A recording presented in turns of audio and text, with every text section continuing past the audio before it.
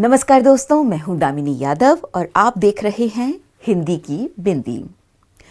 दोस्तों, जब विदा लेने का वक्त होता है तो नजर अक्सर पीछे पलटकर देखती ही देखती है।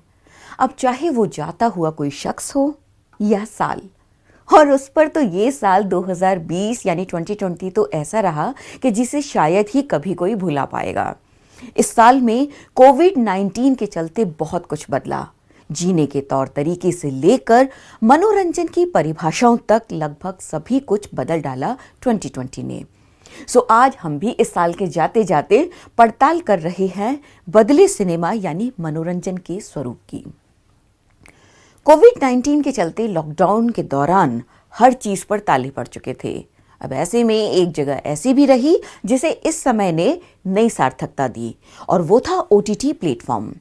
दुनिया से कटे, अपने में सिमटे इंसान की जिंदगी में OTT प्लेटफॉर्म्स ने मनोरंजन को जिंदा रखा। हालांकि ये प्लेटफॉर्म पहले से ही अपनी सशक्त उपस्थिति दर्ज करवा रहा था और Netflix, Amazon Prime, Hotstar, Alt Balaji, Sony LIV, MX player जैसे कई नाम इस पर मौजूद थे। लेकिन लॉकडाउन के बाद अब OTT प्लेटफॉर्म मनोरंजन के बाकी माध्यमों और DTH माध्यमों के लिए भी बहुत बड़ी चुनौती की तरह उभरा है। इसके अपने कई फायदे हैं और कई नुकसान भी। लगभग 70% लोग अपने फोन पर वीडियो कंटेंट देखते हैं और लॉकडाउन के दौरान ये संख्या और भी तेजी से बढ़ी। एक सर्वे के अनुसार कोविड-19 के दौरान लॉकडाउन में 1.2 करोड़ लोगों ने वेब सीरीज देखने के लिए लॉग इन किया, और लगभग साल भर ही हमें OTT प्लेटफॉर्म्स पर एक से बढ़कर एक वेब सीरीज देखने को मिली।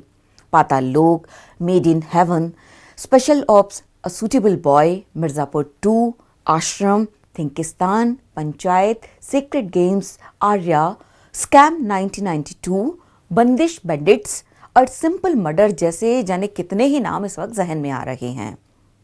वेब सीरीज के अलावा कई फिल्में भी अगर इस साल के खाते में दर्ज हो पाई हैं तो वो भी सिर्फ OTT प्लेटफॉर्म्स की बदौलत ही, जैसे कि गुलाबो सिताबो, शकुंतला देवी, गुंजन सक्सेना, बुलबुल, रात अकेली है, दिल बेचारा वगैरह। वैसे OTT प्लेटफॉर्म्स पर अपना प्रोडक्शन एक साथ दुनिया भर में रिलीज करना थिएटर रिलीज के मुकाबले थोड़ा ज्यादा आसान भी है और संभावनाशील भी। हालांकि सिनेमा देखना सिर्फ मनोरंजन नहीं है, बल्कि ये सामाजिकता का भी एक रूप है। थिएटर में दोस्तों या परिवार के साथ पॉपकॉर्न खाते हुए, कमेंट करते हुए, सीटियां बजाते हुए जो फिल्म देखने का मजा था, उसके कहने ही क्या। लेकिन लॉकडाउन के दौरान जो चीज सबसे ज्यादा खतरे में पड़ी वो सामाजिकता ही तो थी, और अभी तक स्थिति पूरी तरह से संभली नहीं है, सिर्फ उसे संभालने की कोशिशें जारी हैं। अब ऐसे में जो ये एक सोच थी कि सिनेमा जो लार्जर देन लाइफ की अनुभूति देता है वो टीवी या स्मॉल स्क्रीन पर संभव नहीं है, ये भी थोड़ी बदली है। OTT प्लेटफॉर्म ने एक और चीज बदली है, स्टार कल्चर।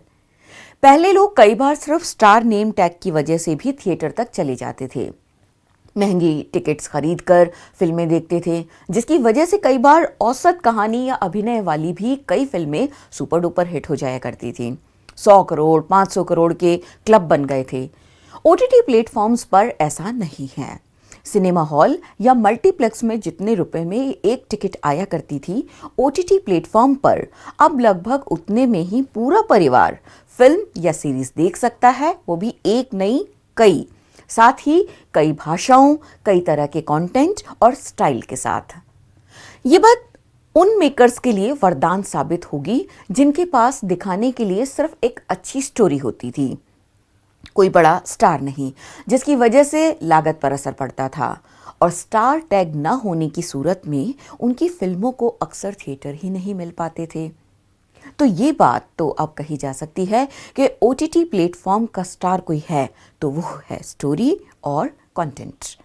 इसके अलावा पायरेसी का खतरा भी OTT पर कम होगा, जिसकी वजह से मेकर्स को हमेशा बहुत नुकसान उठाना पड़ता था। इन सब के बावजूद वक्त कभी भी करवट ले लेता है, इसलिए साल 2020 भले ही OTT प्लेटफॉर्म के लिए जैकपॉट सरीखा साबित हुआ हो, लेकिन आने वाले वक्त के लिए इससे जुड़ी कोई भविष्यवाणी करना बहुत जल्दबाजी हो जाएगी। अब थिएटर्स के खुल जाने के बाद क्या स्थिति होगी ये तो समय ही बताएगा।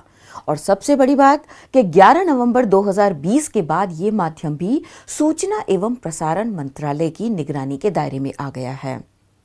इसका कितना असर पड़ेगा ये देखना भी अभी बाकी है। तो फिर लाजिम है कि हम भी देखेंगे और आप भी देखिएगा।